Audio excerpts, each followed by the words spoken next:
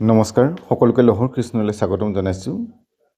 শিশু শিক্ষা সমিতি অসমৰ অন্তৰ্গত শংকৰদেৱ শিশু নিকেতনসমূহৰ চতুৰ্থ শ্ৰেণীৰ সংস্কৃত বিষয়ৰ পাঠ আজি আগবঢ়াবলৈ লৈছোঁ।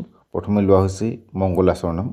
মংগলাচৰণটোত কি আছে আৰু কেনেধৰণে তাক গোৱা হয় সেয়া চাবা। মংগলাচৰণত প্ৰথমতেই শ্ৰী গণেশক, সৰস্বতীক, পিতৃ মাতৃক আৰু গুৰুজনক কেনেধৰণে শ্ৰদ্ধা কৰিব লাগে তাক কোৱা হৈছে।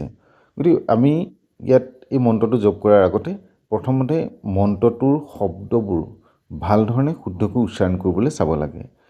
আৰু এটা কথা মনত ৰাখিবা, আমি শুদ্ধ উচ্চাৰণ কৰি যদি মন্ত্ৰ জপ নকৰোঁ, প্ৰাৰ্থনা নকৰোঁ, তেতিয়াহ'লে আমি তাৰ পৰা ভাল ফলাফল লাভ কৰিব নোৱাৰোঁ, অৰ্থাৎ বিপৰীত প্ৰতিক্ৰিয়াহে হয়। সেইকাৰণে প্ৰথমতে যিকোনো এটা মন্ত্ৰ মুখস্থ কৰাৰ আগতে, পঢ়াৰ আগতে শব্দবোৰ সুন্দৰভাৱে উচ্চাৰণ কৰি ল'বা আৰু সুন্দৰকৈ উচ্চাৰণ কৰাৰ পাছত মন্ত্ৰটো গাবলৈ আৰম্ভ কৰিবা। তেতিয়া দেখিবা তুমি ভবাৰ ধৰণে তুমি উপকৃত হ'ব পাৰিছা। এতিয়া কেনেধৰণে গোৱা হৈছে চোৱা।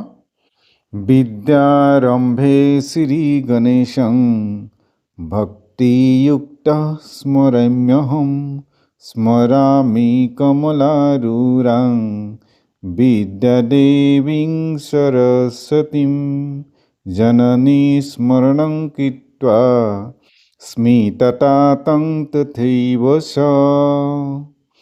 আচাৰ্য চৰণৌ স্পৃষ্ট্বা বিদ্যাৰম্ভং কৰোম্যহম। এনেধৰণে সুৰ লগাই তোমালোকে গাব পাৰিবা। ইয়াৰ অৰ্থ হ'ল, পঢ়িবলৈ লোৱাৰ প্ৰাকক্ষণত সভক্তিৰে শ্ৰী গণেশক স্মৰণ কৰোঁ। পদুম ফুলৰ ওপৰত আসন লোৱা বিদ্যাৰ অধিষ্ঠাত্ৰী সৰস্বতীক স্মৰণ কৰোঁ। তেনেদৰে পিতৃ আৰু মাতৃক স্মৰণ কৰোঁ। আচাৰ্যৰ চৰণ চুই মই পঢ়িবলৈ আৰম্ভ কৰোঁ।